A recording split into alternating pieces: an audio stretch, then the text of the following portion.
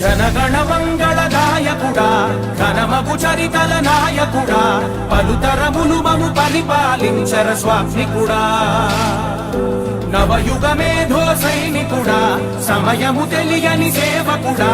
యువన వ్యాంధ్రకు ప్రగతిని చూపర సాధకుడా వైతాళికుడా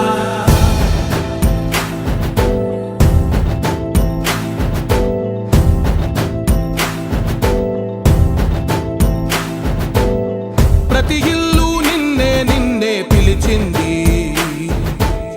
ప్రతి గడప నీకే స్వాగతమంటోంది